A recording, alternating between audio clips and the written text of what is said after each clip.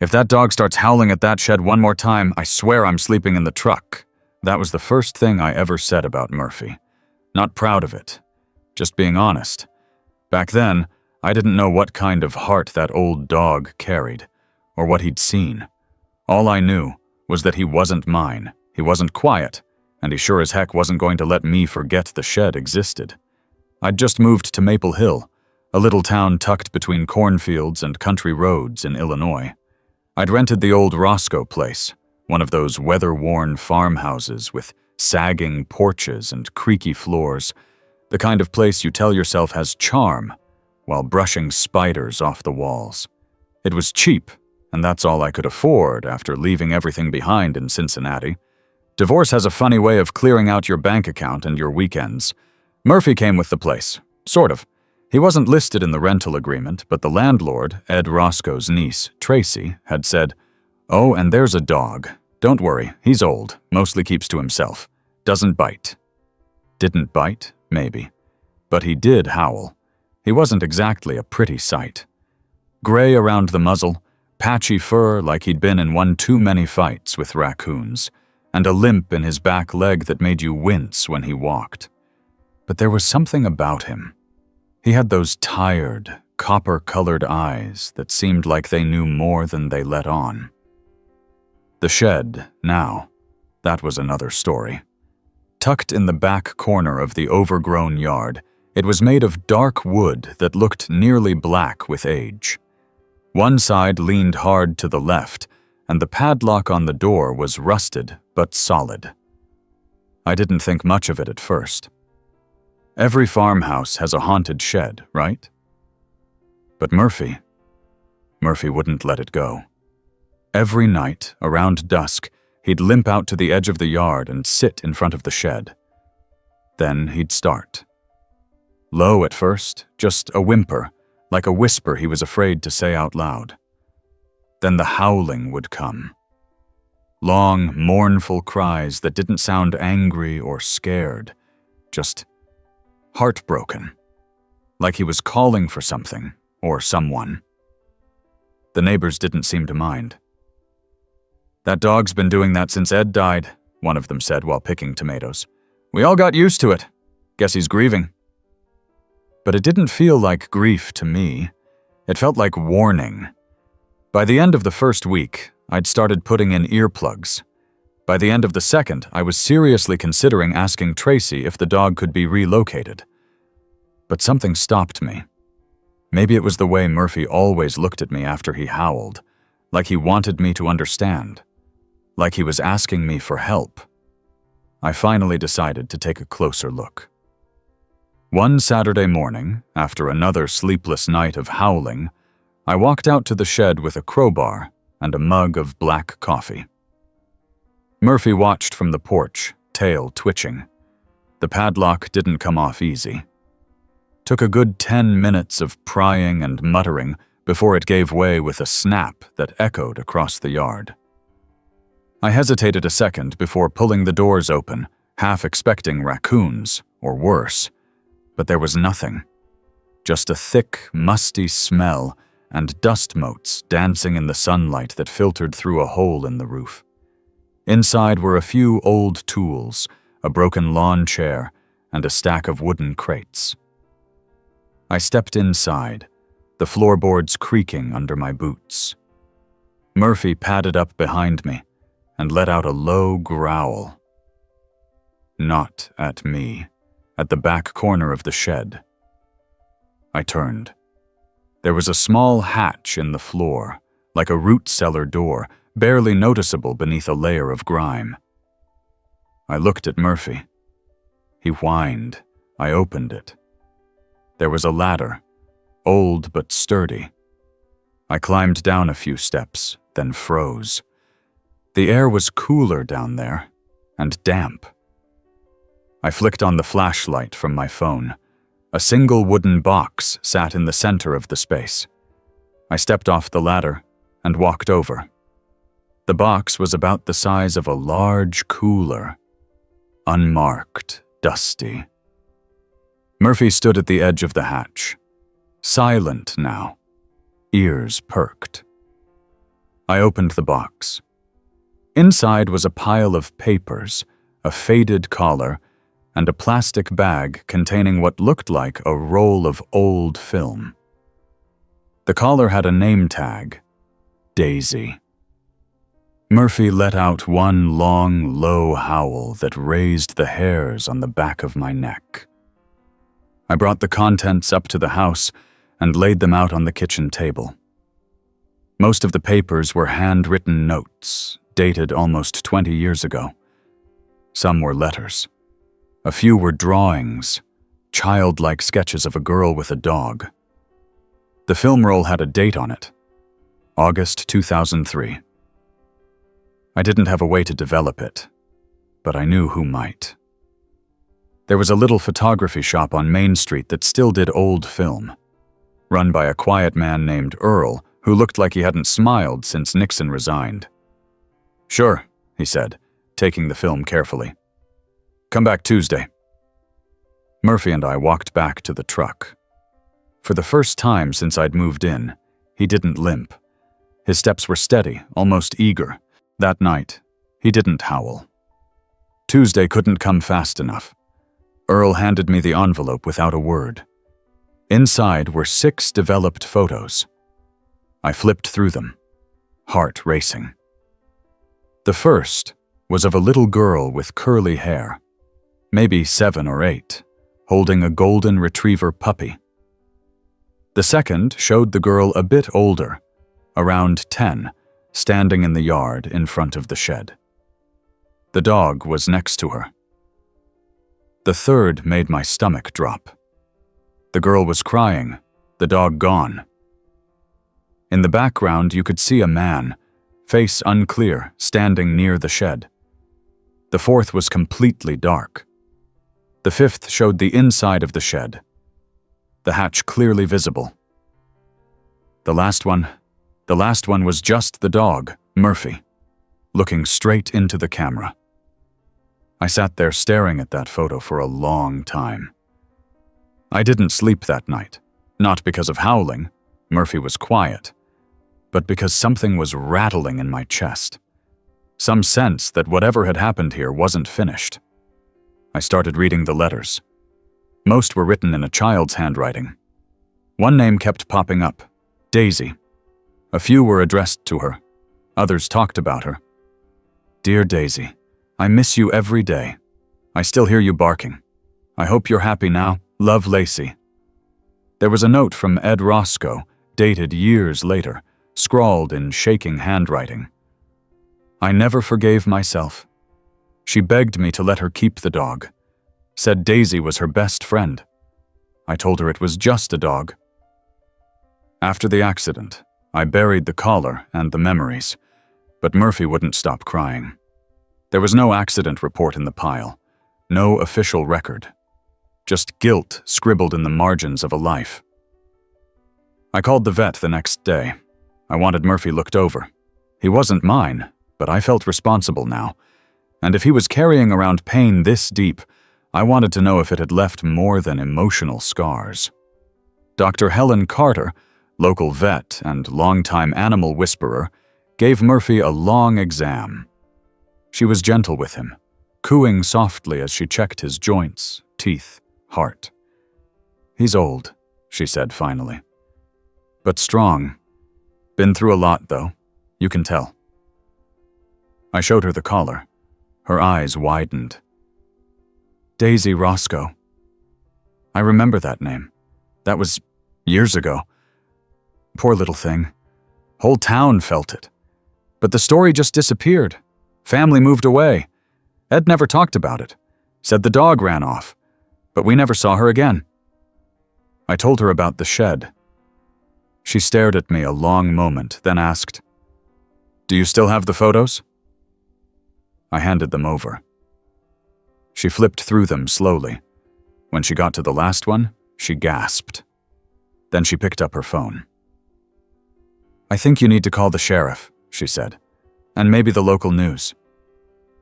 Murphy wagged his tail for the first time since I'd met him, and I realized then that whatever secrets had been buried in that shed, they weren't just about a lost dog. They were about to change everything. The sheriff's name was Clay Duncan, a tall, square-jawed man who wore his badge with the kind of seriousness usually reserved for funerals. He showed up less than an hour after Carter made the call. I could hear his cruiser before I saw it, tires crunching gravel and the faint echo of country radio drifting in from his open window. Murphy was waiting by the porch when Clay arrived, his eyes trained on the driveway.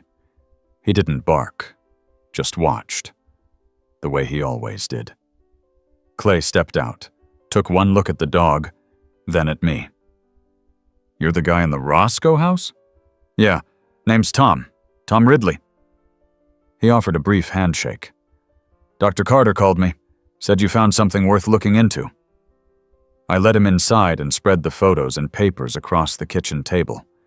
He stood over them in silence, flipping through the images slowly, his brow tightening with each one. "You sure this is the old shed out back?" he asked finally. "Absolutely. And the box was down in a hidden cellar. Ladder was still solid, like someone had been down there more than once." He picked up the collar, turning it over in his palm. "Daisy," he murmured. "I remember when this story first hit. I was fresh out of the academy, still learning the ropes. Ed Roscoe called in, said his granddaughter's dog ran off. No mention of a missing child, just a dog." I nodded. "That's what the vet said too. But these letters, look here. This one mentions Lacy writing to Daisy. The girl didn't disappear. Daisy did. But the letters talk about the dog like she's dead. Then later Ed writes like he regrets the whole thing. Something about an accident." Clay stared at the note again. "You think Ed did something to the dog?" "At first I did, but now I'm not so sure. Murphy's been howling at that shed since the day I moved in, like he's calling for her, like she's still here." Clay's face hardened. "You think there's more buried down there?" I didn't answer. We walked out to the shed, Murphy following us like a quiet shadow. Clay had brought gloves and a flashlight. He opened the hatch and descended the ladder slowly, boots creaking against the old wood. "Stay here," he called up. Murphy sat by the hatch, tail curled neatly around his paws. I stayed beside him, arms crossed, heart beating too fast. A few minutes passed. Then Clay reappeared, holding something wrapped in an old cloth. He climbed out and unwrapped it slowly. A tiny bracelet. Purple beads, plastic but well-loved. One of them had the letter L. He didn't say anything, just looked at it in his hand for a long time. "Let me take this in," he said quietly. "I'm gonna run it past forensics, see what else might be down there. You mind if I bring someone tomorrow to do a deeper sweep?" "Of course not. Bring whoever you need." He nodded, still staring at the bracelet. "It's been 20 years. But something about this, it doesn't sit right." Murphy let out a soft whine, and for the first time, Clay looked directly at him. He was her dog, wasn't he? The girl. Lacy. "I think so," I said. "The notes make it pretty clear, and Murphy's been guarding that shed like a soldier." Clay ran a hand through his graying hair. "I'll be back tomorrow. Don't touch anything else until then." When he left, Murphy didn't move until the cruiser disappeared down the road. That night, the wind picked up, the kind of wind that makes old houses sigh and whisper. I stayed up late, rereading the letters. One in particular stuck with me. "Dear Daisy, I'm sorry Grandpa got so mad.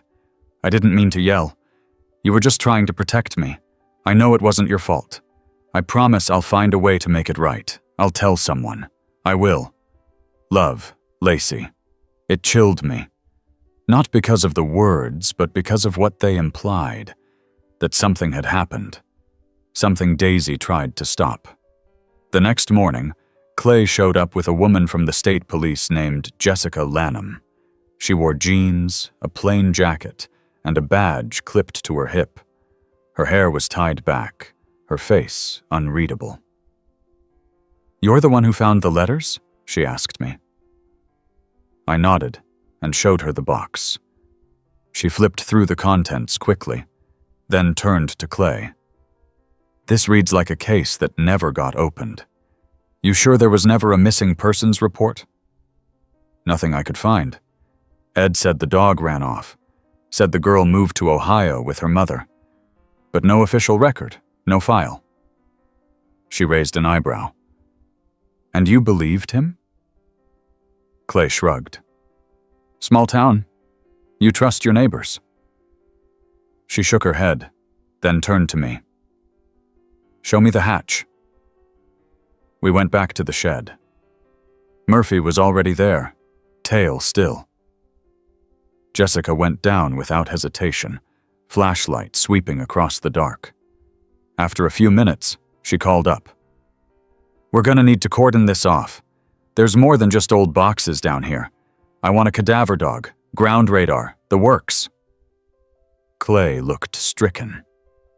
"You think she's still here?"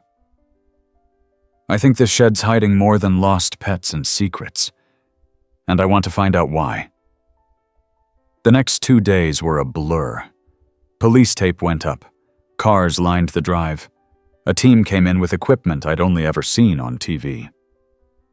Murphy stayed by the porch, watching everything, eyes never leaving the shed. Neighbors started talking.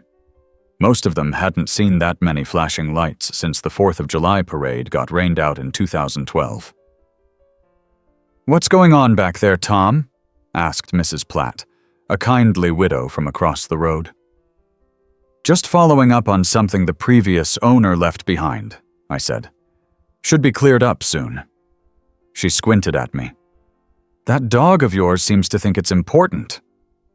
"He's not mine." "But yeah, he does." That night, Jessica knocked on my door. She held a clipboard and wore an expression that made my stomach twist. "We found bones," she said. "Small. Animal, most likely. We won't know for sure until we get results." "Murphy?" She shook her head. "No. Too old. Not his. These were from a while back, possibly even predating Daisy. But there's more. We found an old photo album buried beneath some loose boards. Pages torn out. Only one picture left." She handed it to me. It was of a little girl, standing in the yard, holding a stuffed bear. Murphy was beside her. In the background, a man stood half-shadowed by the shed. I couldn't see his face. "That's Lacy, isn't it?" I asked. "We think so. There's no confirmed ID yet, but there's something else. One of the crew found a buried metal box near the base of the shed. Inside was a cassette tape. We're getting it digitized." I stared at the photo, feeling the edges tremble in my fingers. "Do you think Ed did something to her?" Jessica's eyes darkened. "I think Ed Roscoe knew something happened. Maybe he caused it. Maybe he covered it up. Either way, we're going to find out." After she left, I sat on the porch next to Murphy, the photo still in my hand. "You knew, didn't you?" I said. "You were there. You tried to stop it." He rested his head on my knee, a soft whine rising in his throat. I ran my fingers through his fur, coarse and wiry but warm. "We're going to make this right, old boy. I promise." The following morning, the lab results came in. The bones were animal. No foul play. But the cassette, that was something else entirely. Jessica brought a laptop with the audio file loaded. We sat at my kitchen table, Murphy curled under my chair. She hit play. The tape crackled, then a child's voice spoke, soft and shaky. "This is Lacy. If you're hearing this, it means Grandpa didn't find the tape. I have to tell someone." Daisy didn't run away. She was hurt. She tried to stop him when he grabbed me. He got so mad. He locked her in the shed. I screamed. She barked. Then she stopped. I don't know what he did. I don't know where she went. But Murphy keeps barking at the shed. Maybe he knows. The tape ended. Jessica sat back, eyes wide. Clay stared at the table. I couldn't breathe. He locked the dog in the shed, Jessica said, because she tried to protect the girl, and then he told everyone the dog ran off. Clay swore under his breath. Why didn't we check deeper? Why didn't we question him more? Because you trusted him, I said. Because he looked like everyone else in town. Jessica closed the laptop. We're going to reopen this case, and I want Murphy examined again. If he was there, if he saw what happened, maybe there's something else he can tell us. Murphy looked up at her, then turned his gaze back to the yard. The shed still stood, quiet now, but I had the strange feeling it wasn't done speaking, and neither was Murphy. I didn't sleep much after hearing that tape. Every time I closed my eyes, I saw the shed. I heard the little girl's voice, soft and scared, threading through the dark. Murphy stayed close, always near, his head pressed against my leg or tucked by the door, ears twitching at every sound. He seemed calmer now, but there was something in his eyes, like he was waiting. Not for food, not for a walk, for truth. The news vans arrived that afternoon. It started with a call from Jessica. You might want to be ready. The story's out. It didn't take long. Reporters in neat jackets stood outside my fence with microphones and curious eyes. They weren't allowed past the yellow tape, but that didn't stop them from snapping pictures of the shed, the house, even me. I tried to ignore them. Murphy did a better job, though he growled when one of them tried to lure him over with a treat. The headline had already gone viral by the time dinner rolled around. Dog guards shed for 20 years. What's inside Sparks' investigation? Neighbors who hadn't spoken to me in weeks now dropped off casseroles and curious questions. Some wanted to help. Others just wanted gossip. Do you think it was a murder? One asked, like it was a party game. I didn't answer. The only person who hadn't come by was Tracy, the woman who'd rented me the house. I'd tried calling, but it went straight to voicemail. On the third try, I left a message. Hey Tracy, it's Tom. I think you should come by. There's something you need to see. Something about Ed. She never called back. The next day, Jessica returned with a specialist, an animal behaviorist named Dr. Colin Bright. He was younger than I expected, maybe late 30s, clean-shaven and thoughtful, with a quiet confidence that reminded me of a good teacher. So this is Murphy, he said, kneeling slowly and holding out a hand. Murphy sniffed it, then looked at me for approval. I gave a nod. He stepped forward. He's calm, Colin said. Unusually so. For a dog that's spent years guarding something painful, I expected more anxiety. But he seems relieved. I think he knows he's finally being heard, I said. Colin spent an hour observing him, testing reactions, recording vocalizations, even walking him near the shed. He still hesitates at the hatch, Colin said, but it's not fear, it's memory. He remembers something happened there, something bad, and he's waiting for someone to fix it. Jessica sat with us on the porch afterward, going over notes. We're still waiting on background checks, she said, on Ed, on the family, but something's not adding up. If the girl really did vanish, why was there no report, no search, no funeral? You think he covered it all up? I asked. Maybe, or maybe someone helped him. That thought sent a chill through me. I looked at Murphy. He was lying by the porch steps, eyes open, ears alert. He saw it all, but he can't tell us. Maybe not in words, Colin said. But dogs remember. Sometimes if we give them the right cues, they show us. Jessica glanced at her watch.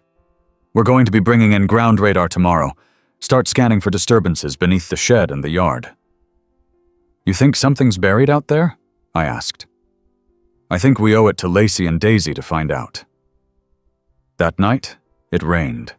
A long, steady drizzle that softened the soil and blanketed the town in quiet. I sat at the window with a cup of coffee, watching the shed. Murphy sat beside me, head on my knee. I ran my fingers through his fur and whispered, "You're doing good, boy. Just a little longer."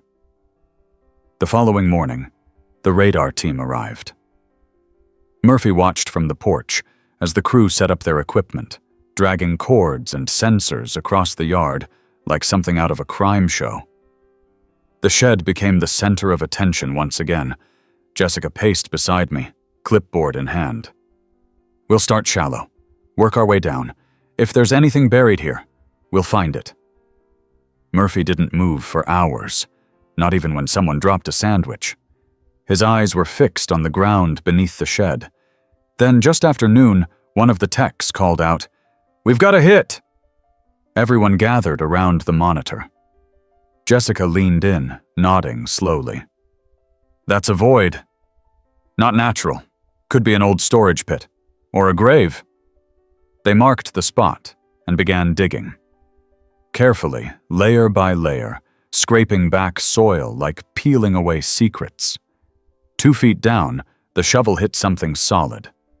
They stopped, brushed away dirt with gloved hands.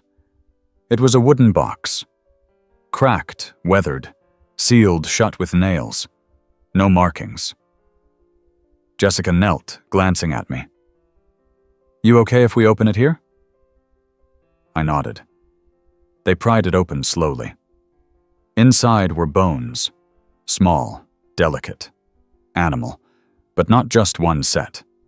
3 collars lay tangled together. Daisy, Molly, Bandit. Murphy let out a low whimper. "How many dogs did he have?" Jessica whispered. "I don't know," I said, "but only one made it out." They sealed the box for forensic analysis and kept digging. By dusk, they'd found remnants of another crate, half collapsed, filled with more bones. "This wasn't a one-time thing," Jessica said. "This was routine. Regular." I stared at the shed. He was hiding something else. Not just one accident. This was a pattern.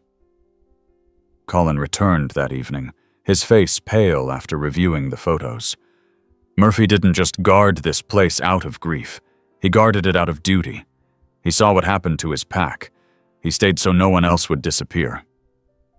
I looked at Murphy. "He's been carrying this for 20 years. Colin nodded. "That kind of memory doesn't fade. It shapes everything." Jessica's phone buzzed. She stepped aside, answered, then returned a moment later, face tight. "Tracy's been located. She's in Michigan. She's agreed to talk. Said she knew something was wrong with Ed, but no one believed her." "She grew up here, didn't she?" I asked. "She did," Jessica said. "She was Lacy's cousin." That changed everything. Jessica arranged a video call the next morning. I sat beside her and Clay in the sheriff's office, with Murphy lying at my feet. Tracy's face appeared on the screen. She looked tired, red-eyed, but calm. "I thought this might happen," she said. "I always wondered if someone would dig it up." "Why didn't you say anything?" Jessica asked. "Because I was scared. Ed was a powerful man. Everyone in town respected him. He had friends in the sheriff's office, on the council, and he told everyone Lacy was sick, that she and her mother went to Ohio for treatment." "But you didn't believe him?" "No, I didn't. Lacy was my best friend. We were inseparable, and Daisy was everything to her. When both disappeared, I asked questions. He told me to drop it." My parents told me to let it go. So I did. I left as soon as I turned 18. Jessica leaned in. Do you know what happened to Lacy? Tracy looked down. No, but I know she wouldn't have left Daisy behind. Not without saying goodbye. We found multiple sets of animal remains on the property, Jessica said. He was hiding a lot more than anyone thought. Tracy's face crumpled. She nodded slowly. I'm sorry. I really am. Jessica ended the call and leaned back. This is bigger than we thought, Clay nodded. And we still haven't found human remains. Not yet, Jessica said. But we keep digging. That night, I sat with Murphy on the porch again. The yard was quiet, the shed dark, but the air felt charged, like something was shifting. I ran my hand along Murphy's back. We're not done, but we're close. He looked up at me, then turned his head toward the shed. He stood, walked slowly across the yard, then stopped and barked, just once, clear, sharp, deliberate, as if to say, "Here, look here." I grabbed a flashlight and followed. He stood beside the tool rack, nose pressed to the ground. I knelt. The soil looked untouched, but Murphy scratched once, then looked up. I started to dig. The dirt was loose, damp. Only a few inches down, I hit something hard. I cleared it away. Another box, smaller, metal. I pulled it free and opened it slowly. Inside was a folded photograph. A girl and a golden retriever sitting beneath a tree. Lacy and Daisy. On the back, in a child's scrawl, "My best friend, forever." Beneath that, a small chain, a charm with the initials LR. I held it up to the light, and Murphy, for the first time in days, wagged his tail. The shed wasn't finished speaking, and neither was the past. The metal box was heavier than it looked. I carried it inside with both hands, while Murphy walked beside me, tail swinging in that slow, measured way of his. Not excited, but purposeful. I could feel the tension in the air again, but this time it wasn't dread. It was something closer to anticipation, like the story buried beneath this property was finally crawling its way to the surface. I placed the box on the kitchen table and unfolded the photograph. The same girl, the same dog. The tree in the background still stood tall by the back fence, its bark rough with age and a scar-like groove cutting down one side. I walked outside with the picture and held it up, lining it with the horizon. Murphy trotted ahead and sat by the tree, staring up at the lowest branch like he'd done it 1,000 times before. I called Jessica and told her about the new discovery. "Do not open anything else," she said. "I'll be there in 30. She arrived with Colin and Clay, both looking more serious than usual. Clay carried a small evidence kit, and Colin had his ever-present notebook and that look in his eyes that said he was still putting the pieces together, still listening to a dog's silence like it was a language. I showed them the photo and the necklace. Jessica held the charm in her gloved hands, then nodded. "LR, that's Lacy Roscoe. We just got confirmation from records that she was enrolled at Maple Hill Elementary up until the spring of 2003. Then her name disappears. No transfer, no withdrawal paperwork, nothing." Clay frowned.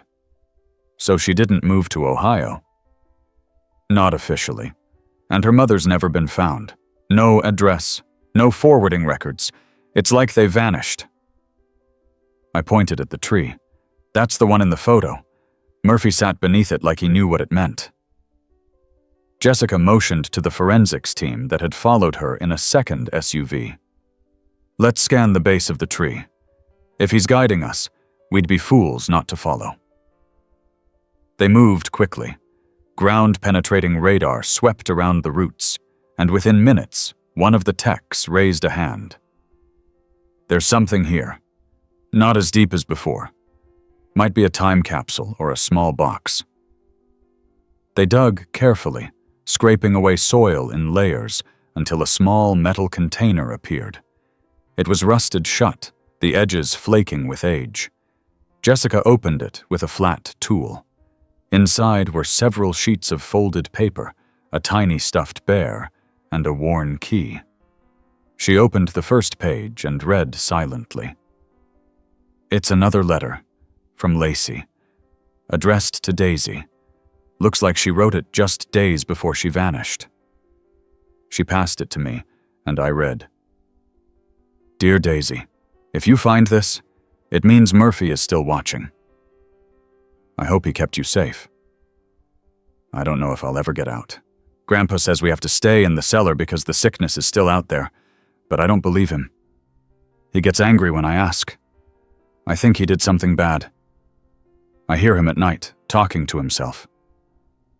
I'm scared. But I have you. I always will. Love, Lacy. The cellar, Clay muttered. There's a second cellar. Or another section of the same one, Jessica added. She was still alive down there for at least a while. She was hiding, or he was hiding her. Either way, we missed something. We all turned toward the shed. Colin knelt beside Murphy and said softly, "Can you show us?" "Where's Lacy?" Murphy didn't hesitate. He stood, padded back to the shed, and stopped just inside the doorway. Then he turned to his right and barked. Twice. Jessica and Clay followed him, brushing aside old crates and collapsed shelves. There was another hatch beneath the dirt floor, partially hidden by debris. This one was smaller, nearly invisible, unless you were looking for it. "Get the crowbar," Jessica said. They pried it open, and the scent that came up was different this time. Less musty, more like old wood and cold stone. A narrow staircase led down into the dark. "I'll go first," Clay said, flashlight in hand. The space below wasn't large. A root cellar, maybe 10 by 10 feet, but it had clearly been used.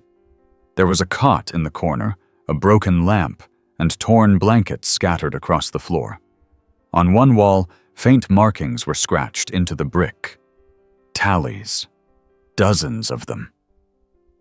Jessica turned in place, scanning with her light. Someone lived down here, not just for a night, for weeks, maybe months. Clay found a tin box under the cot. Inside were more letters, all in the same childish scrawl. He handed them up one by one. I sat on the floor of the shed and read each one as the sun dipped low in the sky. March 12th. Dear Daisy, Grandpa locked the door again. He says the sickness will take me if I go outside. Murphy barked a lot today. I think he knows I'm scared. He's the only one who comes close. I saw him at the hatch. I tried to call out, but Grandpa came back before I could say anything. March 25th. Dear Daisy, I don't think Mommy is coming back. Grandpa said she left, but I think he made her leave. Or worse. I don't remember the last time I saw her. I sleep a lot now. Murphy comes at night and whines. He's trying. I love him. April 4th. Dear Daisy, it's almost my birthday. I'm going to be 10. I don't think I'll get cake. But I still have the bear. And Murphy. If he's there, I'm not alone. April 15th. Dear Daisy, if someone ever finds this, please tell Murphy I'm sorry I couldn't get out. Please tell him I never forgot. He was my hero. I folded the letters carefully and looked over at Murphy. He was lying by the hatch, his face turned away, but I could see the rise and fall of his chest, steady and calm. He'd done what he could.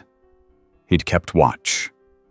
For 20 years, he'd guarded the place where she had last lived, waiting for someone to listen. Jessica stood beside me. There's no body, no bones. She might have been taken out later, or moved, but we know now she was here, and she was alive long after the story ended.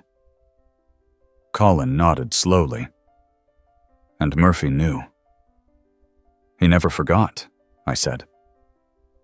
They sealed the cellar and tagged it for further investigation. As the last rays of sunlight dipped behind the fields, Clay closed the hatch and pressed his hand to the old wood. We'll find the rest, he said quietly. She deserves that much.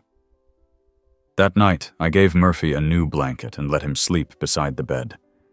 He curled up with a soft grunt, paws twitching slightly, maybe dreaming, maybe remembering. The news vans returned in the morning. The story had exploded. They ran segments with titles like Faithful Dog Leads Police to Hidden Cellar and Mystery of Maple Hill Deepens.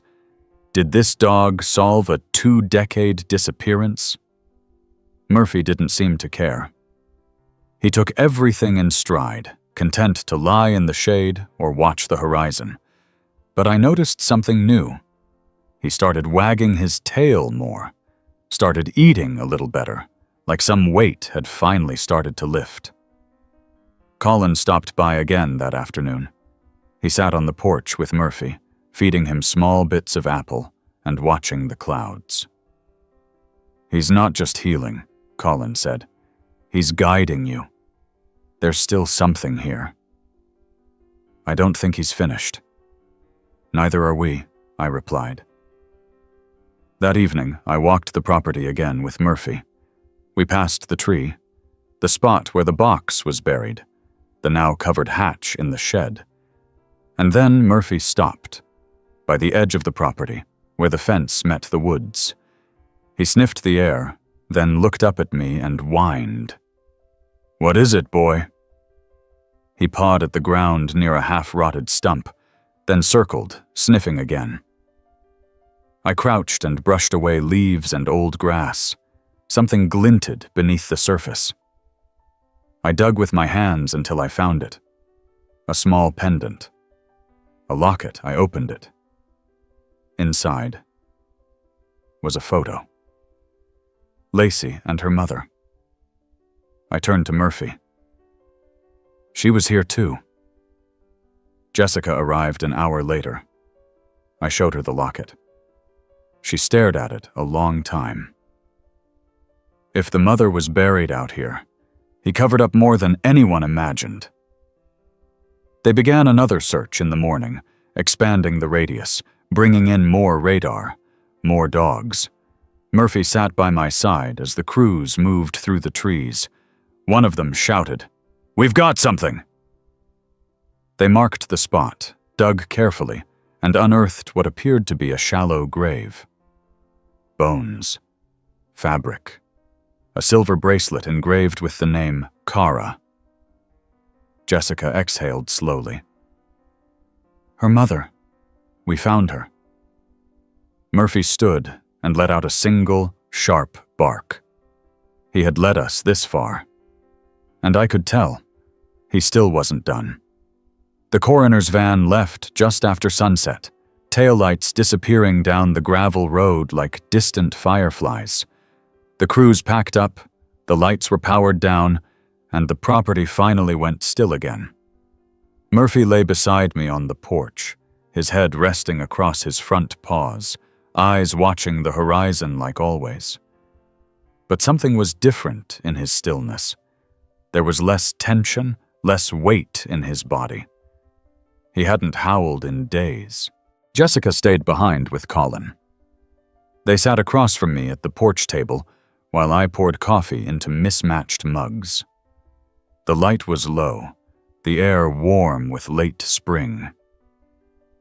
"The DNA will take time," Jessica said, hands wrapped around her mug. But the bracelet was enough. That was Kara Roscoe. "Lacy's mother," I said, voice low. She nodded. "We're digging through missing persons reports in nearby counties, looking for connections, neighbors, people who might have come through here 20 years ago and noticed something. But the shed, the cellar, the hidden boxes, it's all consistent with someone trying to hide more than just an accident." Colin leaned forward. "Murphy led us to every one of them. Not randomly, not by instinct. He remembered. He waited. That's not just loyalty. That's a deliberate act of guardianship." I looked down at Murphy, who flicked one ear lazily in response to his name, but didn't lift his head. "What happens next?" I asked. Jessica glanced out at the trees. "Now we see how deep it all goes. This isn't just one crime, it's a history, and Murphy might still be the only one who knows all of it." The next day, the town woke up to another headline. "Dog solves cold case. Victim's remains discovered behind family farm." Reporters circled again, but I didn't open the gate. I let Murphy rest in the back room where it was quiet and cool. He was moving slower than usual. Still eating, still drinking, but his eyes held more fatigue than they used to. Colin stopped by in the afternoon, bringing with him an old notebook and a set of photos he'd pulled from the Historical Society downtown. He spread them out on the table.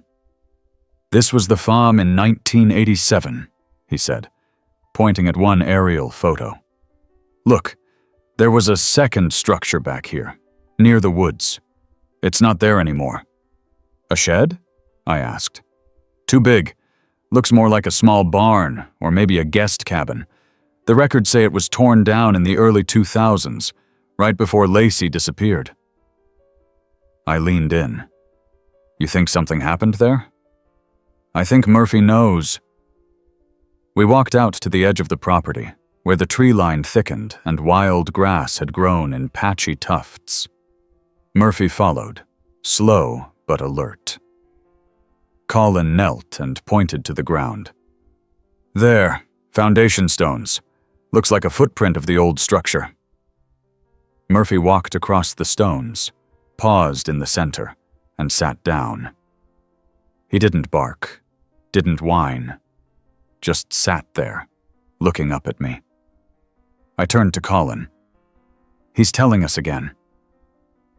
We brought Jessica back with ground radar the next day. The scan revealed a square disturbance beneath the surface, just a foot down. It wasn't deep, likely the remnants of a floor or crawl space. They began excavation slowly, methodically, and then someone found the corner of a wooden board, then a hinge, then a set of broken stairs leading downward. Another hidden space. The crawl space was dry, surprisingly intact. Inside were old tools, stacked crates, a child's jacket with a school patch, and a Polaroid camera. Jessica held up the jacket. "That's Maple Hill Elementary." Clay, who had arrived late, exhaled. "So she was here too, not just in the cellar." Colin turned over the crates, checking for writing. One of them had a name written in faded marker. "Murphy." "That was his," he said. "It's a supply box. Food bowls, toys, probably from when he was a puppy. They kept him here. Maybe this was his first home." I crouched near the crate and found an old rubber ball, its surface chewed and worn. I rolled it gently toward Murphy, who sniffed it once and nudged it back toward me with his nose. Jessica scanned the area again. No human remains. But these items, this is more than coincidence. This was a place they lived, or hid. Colin nodded slowly. Or were kept.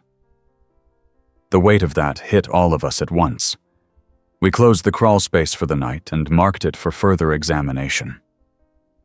As we walked back toward the house, Murphy paused at the fence, staring into the distance, Colin knelt beside him. "You're doing good, old man," he said softly. "You're leading us home." That evening, I made Murphy chicken and rice. He ate half and drank water, then curled up by the back door. I sat with him for a while, scratching behind his ears. "We're following, Murphy," I whispered. "We're listening.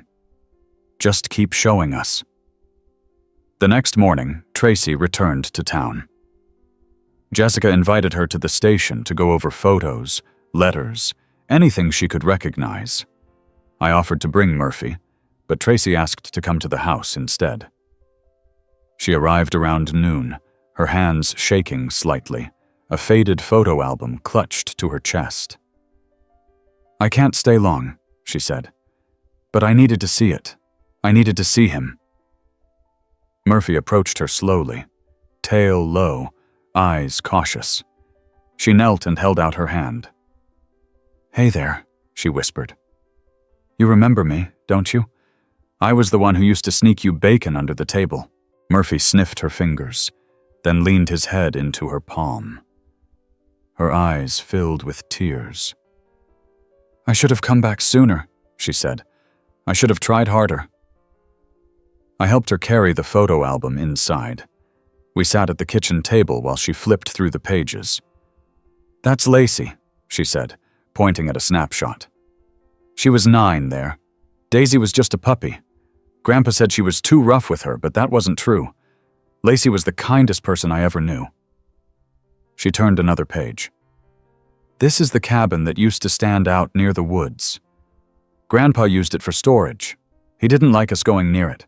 Said it was full of wasp nests." She stopped on the next page. Her hand trembled. "This photo. It's missing. There was one here, Lacy and her mom. I know because I took it. Grandpa pulled it out later. Said it wasn't right to keep." Jessica leaned over the table. "Do you remember the last time you saw Kara?" Tracy nodded slowly. "She came to pick Lacy up. Said they were leaving for good. I remember her hugging me and saying, 'We're done hiding.' That was the last time I saw her." We sat in silence a while after that.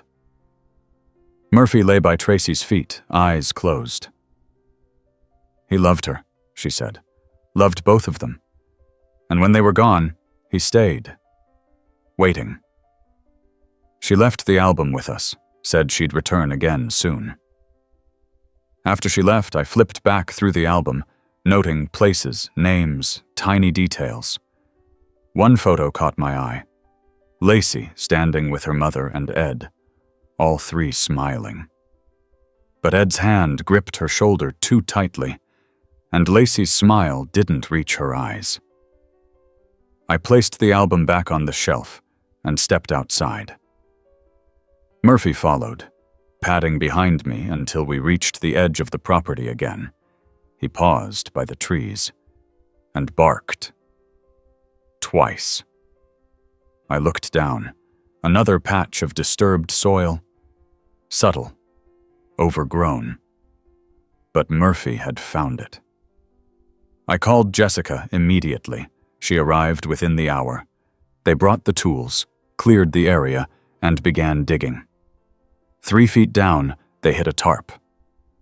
Jessica turned to me, voice barely above a whisper. "We may have found her." Murphy stood behind us, silent now, but alert, always watching, always waiting. We weren't done. And neither was he. The wind had picked up by the time the tarp was pulled from the soil. Loose strands of grass danced around our boots as Jessica knelt at the edge of the shallow pit, her gloved hands moving gently around the folded blue plastic. Murphy stood behind her, unmoving, his gaze locked on the disturbed earth. I could hear his breathing, steady, shallow. No barking, no growling, just watching. The team worked in near silence. The occasional murmur of instructions passed between them, like sacred whispers.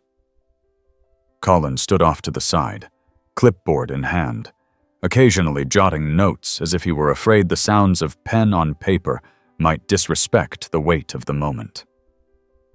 Clay kept the perimeter clear, speaking in low tones to the few officers and reporters who'd returned, but never letting his eyes drift far from the scene. Jessica gave the order to proceed. The tarp was carefully unfolded.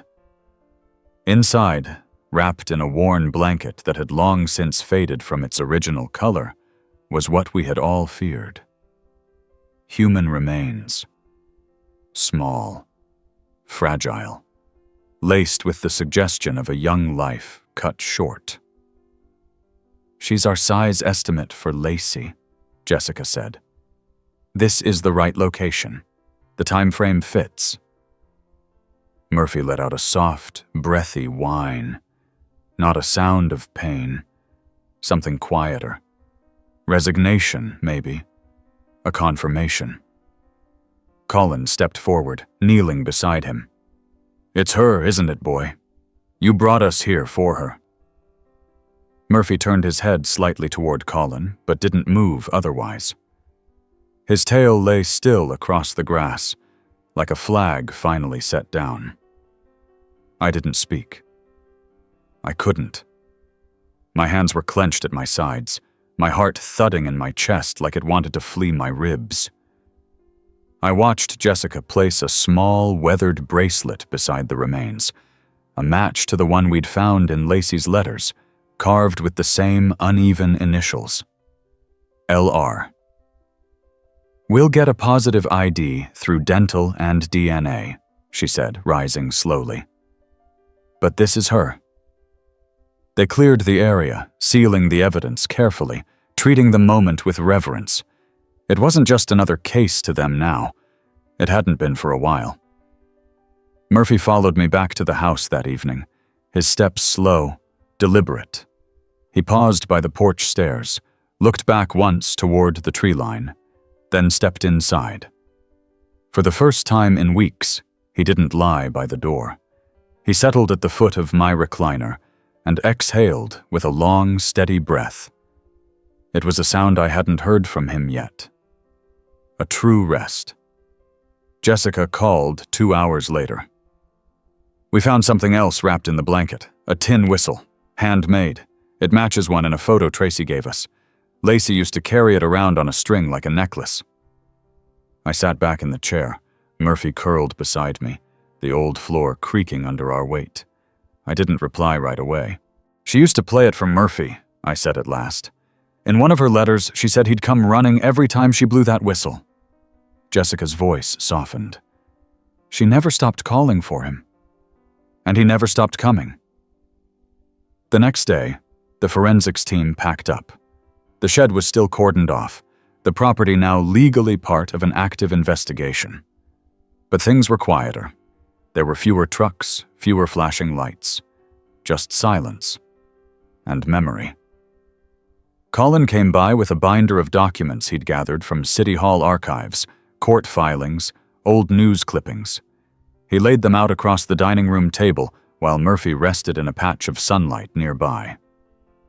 "I think I figured out how Ed Roscoe covered it up," he said, flipping pages. "After Kara disappeared, he filed for legal guardianship of Lacy. He claimed abandonment. The court granted it. Temporary at first, then permanent within 2 months. No investigation, no welfare check, just rubber-stamped. And then she vanished." Colin nodded grimly. 3 months later. He told the school she moved, told the neighbors she was ill, told the rest of the family she was living in Ohio, and because no one pushed back, because people trusted him, she just disappeared. I picked up one of the clippings. It was a community paper from 2004, a photo of Ed handing a donation check to the fire department, smiling, shaking hands. "He knew how to make people like him," I muttered. "He wore decency like a coat." Colin sat back. "And no one thought to question what was underneath." Murphy stirred and let out a short huff. Colin leaned down. "But you did, didn't you, buddy? You saw it, you knew, and you stayed." Jessica returned later that afternoon. She brought a small black box with her and placed it on the table. This was recovered from the crawl space you and Murphy found near the woods. It was hidden behind one of the beams. I opened it carefully. Inside were dozens of old negatives, carefully rolled and protected in wax paper. Photographs never developed. "We're having them digitized," Jessica said. "But the first few we ran through already tell a story. There's one of Lacy in the cellar, another of her sitting near the tree. Some are candid. Others feel staged." Staged? Like someone was trying to document her life, or justify something.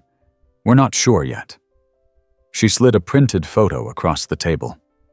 It showed Lacy standing in the same guest cabin we'd discovered last week. She was looking directly at the camera. Her smile looked forced. "He was taking photos of her," I said slowly. "Not for her sake. For his." Jessica's voice was quiet. "He needed to create a narrative. Something he could use if people ever came asking." Colin stood at the window, arms folded. "And no one ever did." We sat in silence, the weight of years pressing down like a fog. Later that night, I took Murphy out back for a walk around the yard. We moved slowly, past the shed, the tree, the foundation stones where the guest cabin once stood. He didn't pull or bark. Just walked beside me, pausing every so often to sniff the air, like he was checking for echoes. When we circled back toward the porch, he paused at the garden. It was overgrown, mostly weeds and dry stalks, but he stepped in and nosed at the dirt near the edge. I knelt beside him. "Another one?" he whined. I brushed away the top layer of soil and uncovered a small, rusted box, different from the others. It was flat and wide, with a broken clasp. I brought it inside and opened it on the kitchen table. Inside were pages of notebook paper, folded tightly. They were brittle, but legible. This one was in Kara's handwriting. March 29th. "I don't know who will find this. I don't even know if anyone ever will. But if you're reading it, please believe me, I tried. I tried to protect her. I tried to get us out. Ed's temper is worse now. He sees things that aren't there, talks to shadows. Lacy is scared. I'm scared. I've hidden this where he won't look, where the dog always sleeps." April 3rd. She blew the whistle today, and Murphy came running. Ed tried to chase him off. Lacy cried. I think that was the last time she smiled.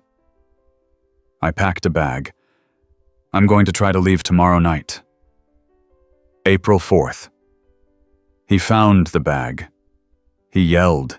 He said we were ungrateful, said I was turning her against him. I told him we were leaving. He slapped me. I told Lacy to run. She didn't get far. He dragged her back. Said if we left, no one would ever see us again. April 5th. I don't know if we'll survive the week. I stopped reading. Murphy had laid down beside the table, his eyes open, watching me. She was trying, I whispered. She was trying so hard.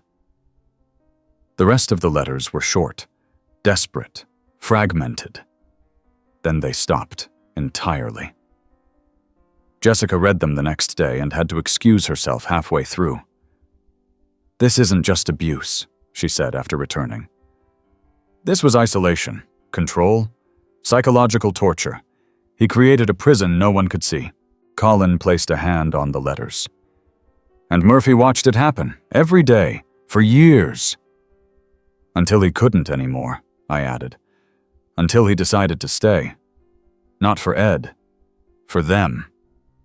We spent the next few days cataloging everything. Jessica had forensic analysts combing the crawl space again. Colin worked with behavioral experts to trace Murphy's patterns of movement. Clay reached out to surrounding counties for any missing persons that might connect. But the heart of it, the center, remained here. On this property. In the quiet between trees, in the bark of a dog who waited too long to be heard. One night, I found Murphy lying near the cellar hatch. Not the new one, the original. The one he'd howled at all those nights ago. He didn't make a sound, just rested his head on the ground and stayed there. I sat beside him, resting my back against the shed wall, and waited. And in the stillness, I realized he wasn't watching for someone to come back. He was making sure they never got forgotten. The morning after Murphy lay by the old hatch, I found him sitting upright again, eyes alert, tail thumping softly against the porch planks. It wasn't a wag of joy, but it was something new, like he was preparing for the next step. After everything, I'd stopped being surprised by what he seemed to know. He moved with purpose, not instinct. Jessica called just after breakfast. "We got the DNA confirmation on the remains in the tarp," she said. "It's Lacy." Even though I already knew in my gut, hearing it out loud stopped me cold. "She was there the whole time," I said. Jessica's voice was low. "We think she died in late spring of 2003. Likely malnourishment, maybe exposure. No signs of violent trauma. She was just forgotten, locked away and left." Murphy looked up at me as I stood there with the phone pressed to my ear. I ran my hand along his back. "No, she wasn't forgotten." Jessica cleared her throat. "Colin and I are heading your way. We found something in the negatives. You're going to want to see this." They arrived within the hour. Jessica carried a laptop. Colin held a manila folder. "We digitized the rest of the film," Jessica said, setting the laptop on the table. "There are dozens of photos. Ed took them himself, mostly inside the house, the cabin, the yard. But there's one that stands out." She clicked through the images, each one painting a clearer picture of life under Ed's control. Lacy in different clothes, seated on the porch steps. Lacy looking out a window. Lacy beside Daisy and Murphy. Her smiles were always tight, her body language closed off. Then Jessica stopped. The photo on the screen showed Ed standing in the guest cabin holding a notebook, the same one Kara had written in, based on the faded cover. Behind him, just barely visible in the mirror hanging on the wall, was Kara, her eyes wide, one arm outstretched. "She took this," Jessica said. "We think she was trying to capture proof. Of what, we're not sure yet, but we found the matching camera hidden in the attic above the main house, with her fingerprints on it." Colin laid out the documents in his folder.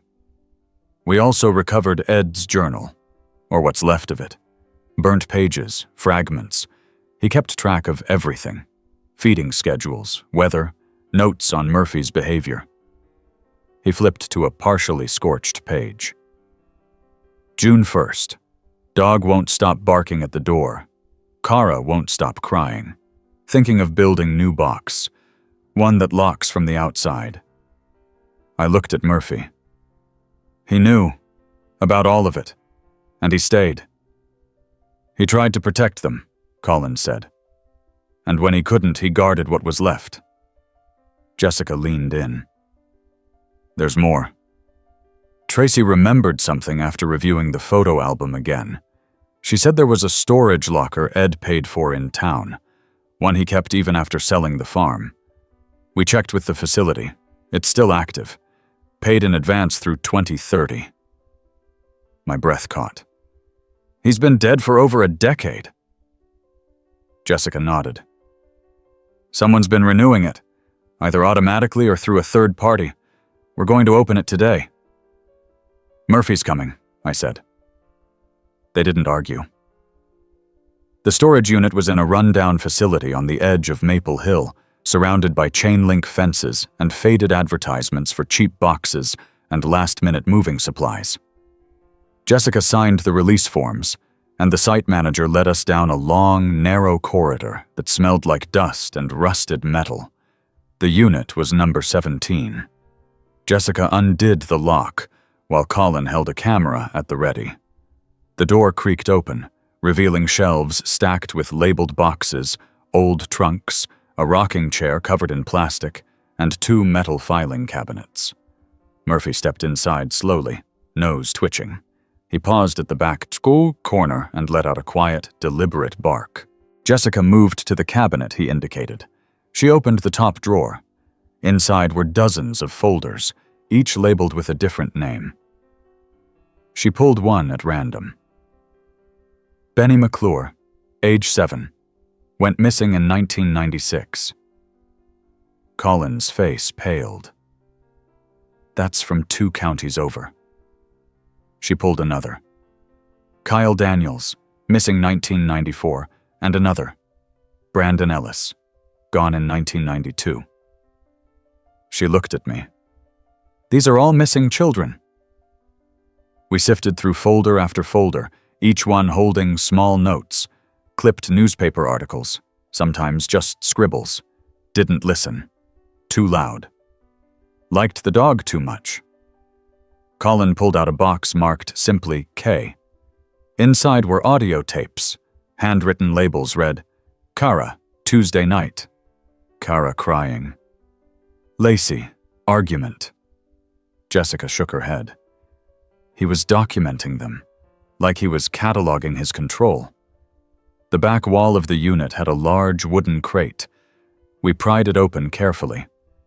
Inside were rows of items, children's toys, shoes, school papers, a tiny pink jacket folded neatly.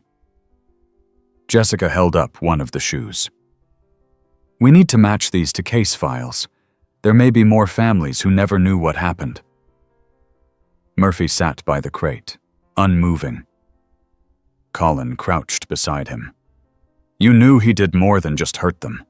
You knew this was bigger. I rubbed my face, overwhelmed. How many? Jessica didn't answer. She just closed the cabinet drawer. We left the unit hours later, the contents tagged and scheduled for forensic processing. Murphy didn't look back. That night, I cooked him steak. He ate half, then laid his head on my foot, his tail giving one soft thump. Jessica called again the next day. There's something else. A safety deposit box in Ed's name at the town bank. We got a warrant. The bank manager brought us into a small room and slid the box across the table. Jessica opened it slowly. Inside was a thick stack of photographs and a letter, addressed simply, to the one who finds this. She opened it and began reading aloud. You will judge me, as all weak men do, but you do not know what it is to hold order in your hands, to carry silence. The dog never understood. He turned on me, took their side, watched me every day like a curse. I buried what I had to, what the world wasn't ready to understand. Jessica stopped, eyes dark. He wasn't just delusional. He believed he was justified. Colin flipped through the photos. Each one showed children, some with Ed, some alone, some scared, some smiling too hard. One was of Murphy, as a puppy, sitting beside Daisy. His fur was brighter then, his eyes the same. He took her in, I said. Then he took her away. Jessica closed the box. We have what we need to open a multi-jurisdictional case, but there's still more to process. This is going to take years to unravel. Murphy stood by the doorway of the bank office. He didn't move until we all stood, then quietly led us outside. Back at the house, Tracy showed up again, this time with her brother, Martin. He hadn't spoken to anyone since Ed's funeral, but now he had questions. "I knew Ed was strict," he said. "I didn't know he was this. We stayed away after Lacy vanished. Said we were too loud, too messy. Said Kara took her away." Jessica showed him the letters, the negatives, the journal entries. Martin stared at them like they were ghosts on paper. "She deserved better," he said. "She got Murphy," I said. Murphy lay nearby, eyes half closed, chest rising in a slow rhythm. That night, I left the door open. He chose to sleep on the porch, watching the trees, still guarding, still remembering, still waiting for us to finish what he started. It was raining again by the time the final warrant came through. Jessica showed up at my porch just after 7 in the morning, soaked through, a thick manila envelope tucked beneath her arm.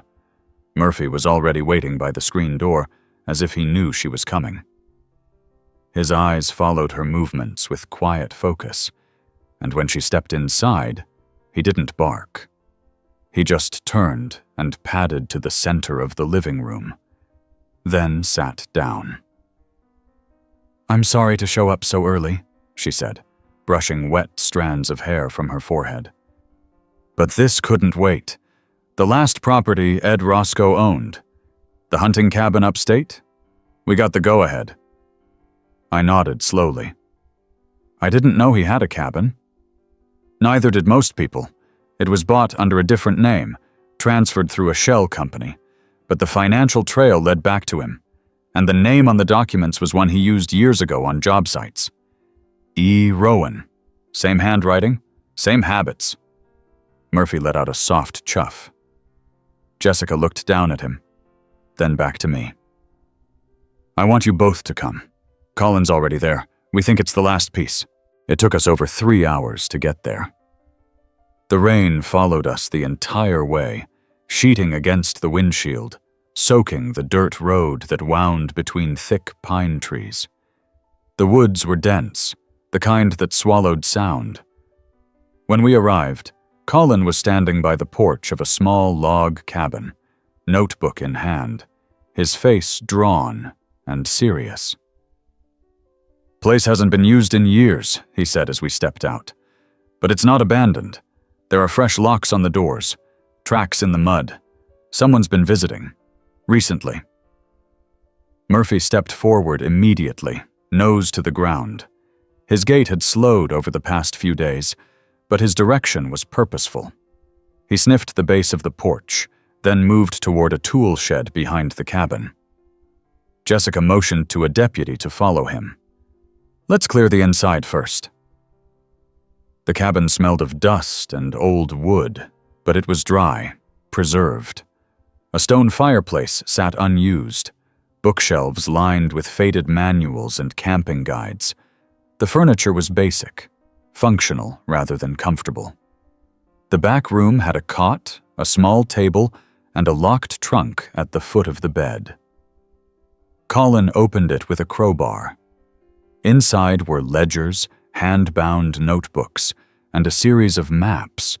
Most were unmarked, but one had red dots drawn across different counties. Small towns, rest stops, parks. Jessica held the map in her hands. He was tracking them, not just the children, places, potential locations. In the shed out back, Murphy had stopped at the corner and was pawing at the ground. The deputy called us over. "Something's under here." We pried up the floorboards and found a hidden trap door. Below, a crawl space. Inside it, boxes. Plastic tubs with labels. More folders. More photographs. Murphy didn't follow us down. He stayed at the entrance, watching. His breathing was slow, but steady. Jessica opened the first tub. "It's more files, medical records, school records, photos. And here, videotapes." Colin's hands trembled slightly as he reached for one. This one's labeled May 2003. I stepped back, overwhelmed. He kept all of this. For what? As trophies? Jessica's face was hard. No. As a ledger. Like it justified what he did. Like it was his evidence that the world made him do it. We cataloged everything. The crawl space was a tomb of documentation. Boxes sealed and dated. Some labeled with children's initials. Others with vague notes like obedient or resisted. There were lists, schedules, drawings. I stepped outside for air. The rain now soft, misting the trees like a fog. Murphy sat under the edge of the porch roof, dry and still. When he saw me, he lifted his head, tail flicking once. "We're almost there," I said quietly. "A little more, and you can rest." He blinked, slow and calm. The processing took hours. We didn't leave the cabin until nearly dusk. By then, the rain had stopped, and a soft light broke through the clouds in fractured beams. Murphy walked beside me, close enough to brush my leg, his body warm even in the damp. Jessica loaded the final evidence crate into her vehicle and turned to us. "This is the last of it. Everything ties together now. The local DA's been briefed. They're opening a case across state lines. He wasn't just a predator.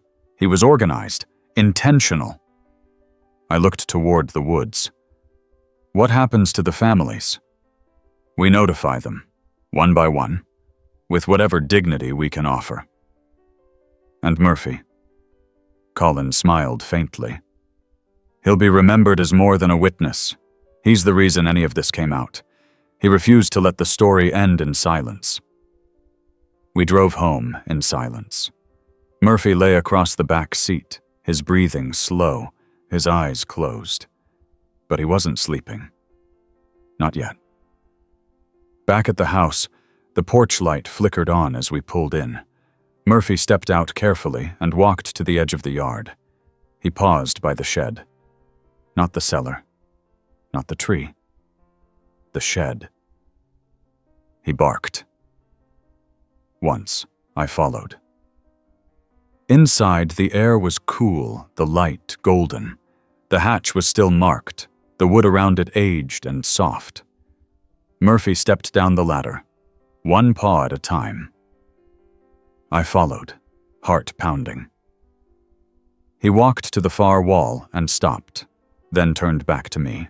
I knelt and ran my hand along the floor. The boards were uneven. I pried at the edge. Underneath was a small cavity. Inside it, a single object, a toy, a rubber ring, chewed at the edge. Old, but familiar.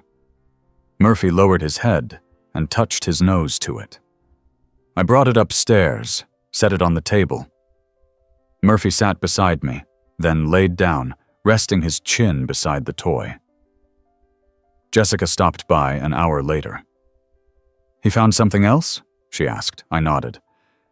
Maybe it was hers, or Daisy's, or his, but it mattered to him. She crouched beside him. "He's earned peace, Tom." "I know."